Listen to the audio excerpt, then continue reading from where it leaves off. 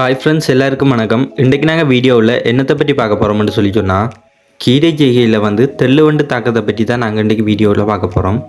நாங்கள் கீரையை பயிற்சியை செய்ததிலிருந்து 4 தொடக்கம் 5 இலைப்பருவம் வரைக்கும் நாங்கள் அடிக்கடி கண்காணிக்கிறதன் மூலம் இந்த தெள்ளுவண்டு தாக்கத்திலிருந்து எங்களோட பயிர்களை நாங்கள் பாதுகாத்து கொள்ளக்கூடியதாக இருக்கும்.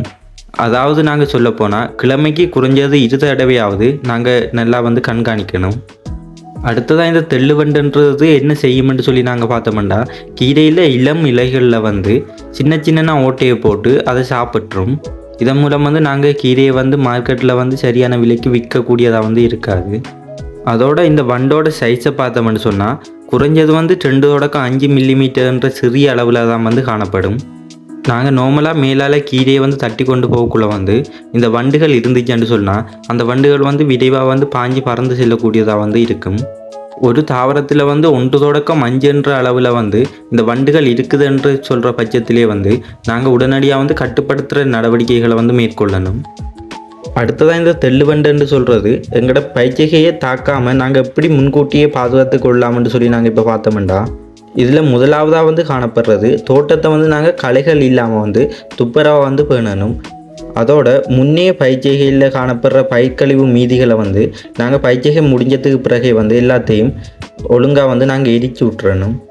அடுத்ததாக நாங்கள் பயிற்சிகை நிலத்தில் பயிர் சுழற்சி முறையை நாங்கள் கைக்கொள்ளணும். இந்த தெள்ளுவண்டை பொறுத்த வரைக்கும் இதுக்கான மாற்று வழங்கி தாவரமாக கடுகு குடும்பத்தை சேர்ந்த தாவரங்கள் காணப்படுது. இப்படிப்பட்ட தாவரங்கள் இருந்துச்சுன்னு சொல்லி சொன்னால் அந்த தாவரங்கள் எல்லாத்தையும் நாங்கள் உடனடியாக அழிச்சிடணும். அடுத்ததாக நாங்கள் பயிற்சிகை நிலத்துக்கு மூடுபடை இடல் மூலமாக இந்த தெள்ளுவண்டு தாக்கத்தை நாங்கள் குறைச்சி கொள்ளக்கூடியதாக இருக்கும். அடுத்ததாக நாங்கள் ஏற்கனவே பயிற்சிகை நிலத்தில் இருக்கிற தெள்ளுவண்டுகளை நாங்கள் அழிக்கிறதுக்கு பொறிப்பயிர்களை பயன்படுத்தலாம்.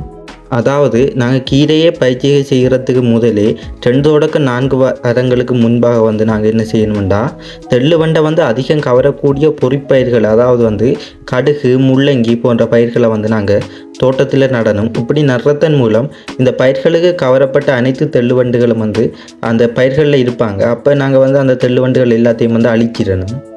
அடுத்ததாக இன்னொரு முறை இருக்குது. இதை நாங்கள் அதிக அளவில் ரெக்கமெண்டட்னு சொல்லிடலாம்.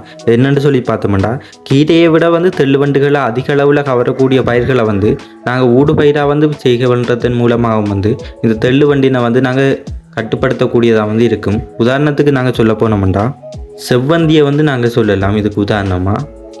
அடுத்ததாக இந்த தாக்கம் ஏற்பட்டதுக்கு பிறகு நாங்கள் இதை கட்டுப்படுத்துறதுக்கான முறைகள்னு சொல்லி நாங்கள் பார்த்தோம்னா, முதலாவதாக நாங்கள் வேப்பம் விதைச்சாறு விசிறலை சொல்லலாம். அதாவது 50 கிராம் நசுக்கிய வேப்பம் விதைகளை 1 லிட்டர் நீரில் 24 மணித்தியாலே ஊற விட்டு அதுக்கு பிறகு அந்த ஊறின கலவையை 1:5 என்ற வீதத்தில் ஐதாக்கி நாங்கள் பயிற்சிகை நிலத்துக்கு விசிறணும்.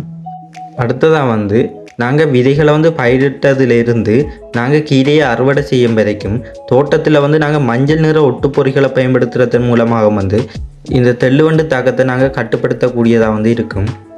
அடுத்ததாக நான் ரசாயன முறைகளை பயன்படுத்தி இந்த கீரை செய்கையில் ஏற்படுற இந்த தெள்ளுவண்டு தாக்கம் மற்ற தாக்கங்களை கட்டுப்படுத்துறத நான் ஒருபோதும் சொல்ல மாட்டேன் சிறந்த முறை என்று சொல்லி.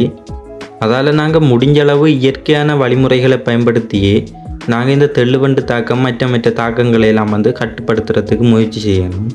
ஓகே, இதோட நாங்கள் இந்த வீடியோவை முடிச்சுப்போம். அடுத்த வீடியோவில் சந்திப்போம். பாய்.